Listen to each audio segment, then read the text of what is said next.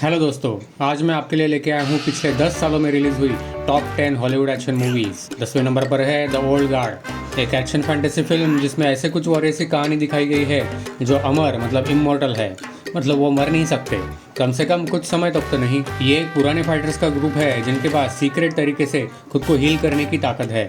इनकी लीडर है एंडी, एक ऐसी वॉरियर जो हजारों सालों से जिंदा है। एंडी और उसकी टीम को एक मिशन के लिए हायर किया जाता है जिसमें लगता है कि बच्चों को बचाना है, लेकिन असल में ये मिशन कुछ और ही होता है। वो क्या है ये मूवी देखेंगे तो ही सही होगा। फिल्म में हाथापाई और गन फाइट्स का बहुत अच्छा कॉम्बिनेशन है। चार्लिज थेरोन ने अपने सारे एक्शन सीन्स खुद किए हैं। ये नेटफ्लिक्स की उस समय की टॉप 10 मोस्ट वॉच फिल्मों में से एक थी। फिल्म का सीक्वल भी आने वाला है, द ओल्ड गार्ड 2, जो जुलाई 2025 में रिलीज होने वाला है। दोस्तों, 9वें नंबर पर है जॉन विक चैप्टर 3 पैराबेलम।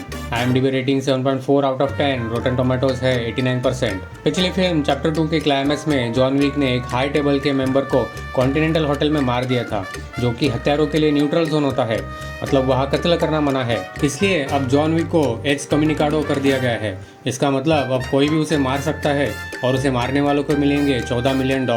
उसके पास बस 1 घंटा है भागने के लिए, उसके बाद हर एक हत्यारा उसके पीछे पड़ जाएगा। हाई टेबल, जो कि एक ग्लोबल क्रिमिनल ऑर्गेनाइजेशन है, अब जॉन के साथ साथ उन सभी को सजा देना शुरू कर देता है जो उसकी मदद करते हैं। 8वें नंबर पर है सिकारियो। IMDb 7.6 out of 10, Rotten Tomatoes rating 92%।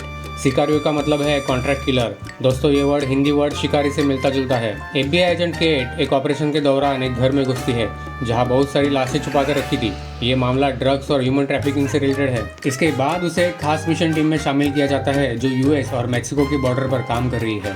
इस मिशन को लीड करता है मैट और उसके साथ है चुपचाप और सीक्रेट आदमी एलेजांड्रो। केट को लगता है कि वो लीगली काम करेगी, लेकिन जल्द ही उसे समझ में आ जाता है कि इस मिशन में कुछ भी सीधा और साफ नहीं है। इसमें कुछ इंटरेस्टिंग सीन्स भी है, जैसे कि border check point fire fight और उसके बाद टनल वाला सीन। टीम एक टनल के जरिए बॉर्डर पार करती है। ये सीन नाइट विजन में शूट किया गया है और बहुत ही थ्रिलिंग है। इस मूवी में बहुत रियल दिखने वाला एक्शन सीन्स, कैमरा वर्क और बैकग्राउंड म्यूजिक जबरदस्त है।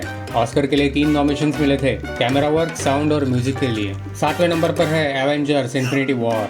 दोस्तों, एक्शन मूवीज का कोई फैन नहीं होगा जिसने एवेंजर्स मूवी के बारे में सुना नहीं होगा, फिर भी लिस्ट में है तो बताना तो पड़ेगा। थैनोस एक खास मिशन पर है, उसे 6 इन्फिनिटी स्टोन्स इकट्ठा करने हैं। ये स्टोन्स यूनिवर्स की सबसे ताकतवर चीजें हैं। थैनोस और उसकी आर्मी अज़ार्डियंस के जहाज पर हमला कर देते हैं। थोर की पूरी रेस खत्म हो जाती है, लोकी मर जाता है और हल्क बुरी तरह से हार जाता है।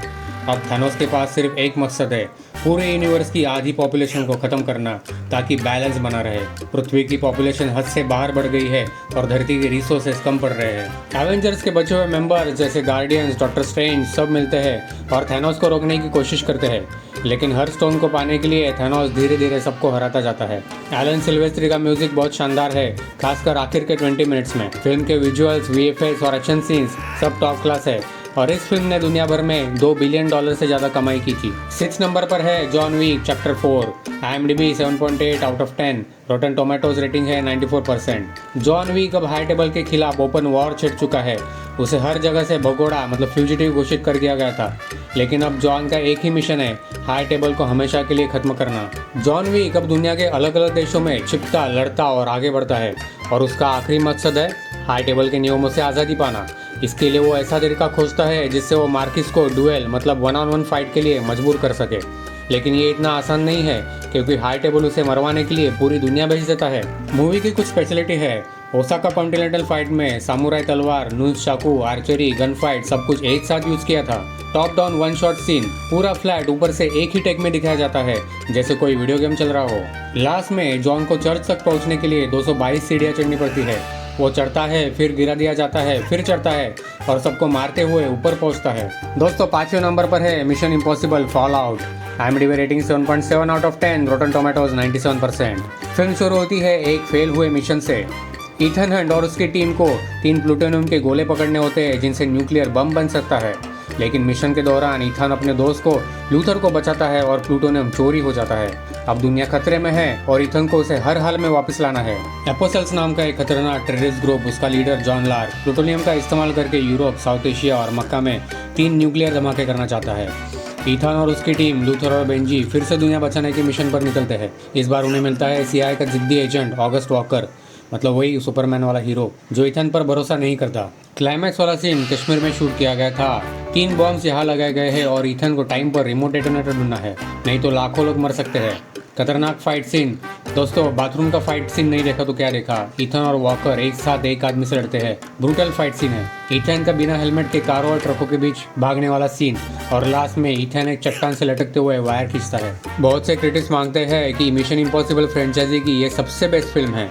इस फिल्म ने दुनिया भर में करीब $800 मिलियन की कमाई की थी। चौथे नंबर पर है mission impossible dead reckoning part 1।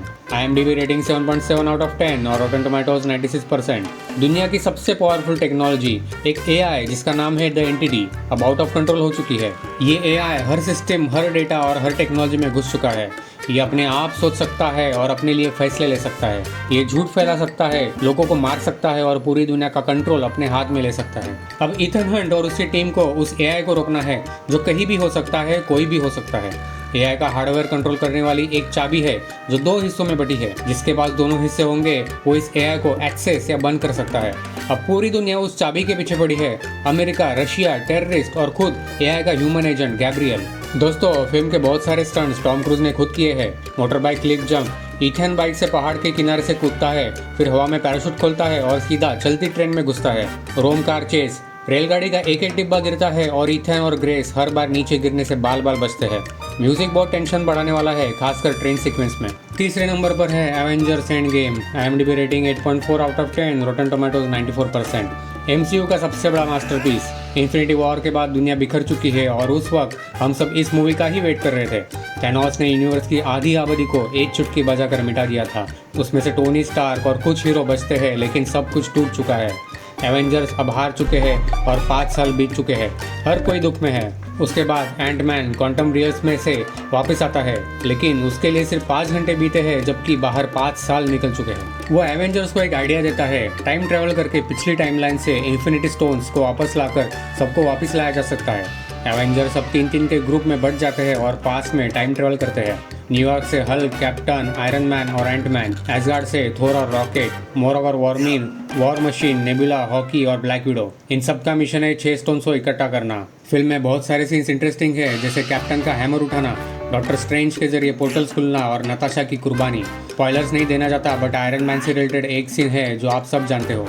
दूसरे नंबर पर है mad max fury road. IMDb rating 8.1 out of 10, रॉटन tomatoes 97%।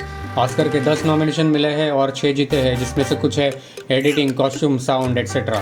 ये मूवी मैड मैक्स सीरीज की 4थी फिल्म है। ये फिल्म ऐसी दुनिया में सेट है जहां पानी और पेट्रोल बेहद कीमती हो चुके हैं, इंसान जंगली और लालची हो चुके हैं, कानून का कोई नामो निशान नहीं है, चारों तरफ रेत, धूल और खतरनाक गाड़ियां ही गाड़ियां हैं। इस दुनिया को कहते हैं वेस्टलैंड। मैक्स को कुछ लोग पकड़ लेते हैं और इमोटन जो के पास ले जाते हैं। उसे एक ब्लड बैग यानी खून देने वाला इंसान बना दिया जाता है। दूसरी तरफ फ्यूरियोसा नाम की एक लेडी फाइटर एक टैंकर लेकर निकलती है, लेकिन उसमें तेल नहीं। इमोटन जो की 5 बीवियां छुपी होती है, वो उन्हें लेकर भाग रही है ताकि उन्हें आज़ादी दिला सके।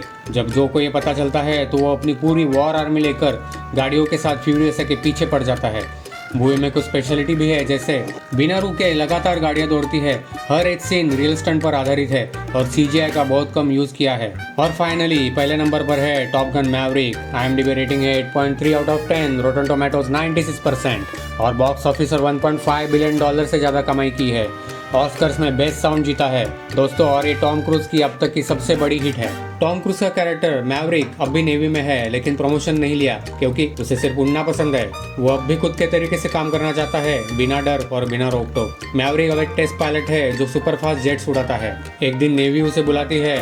टॉप गन स्कूल में कुछ पायलट्स को एक बेहद खतरनाक मिशन के लिए ट्रेनिंग देनी है। उन पायलट्स को सिखाना है जो उसके जैसे ही तेज है।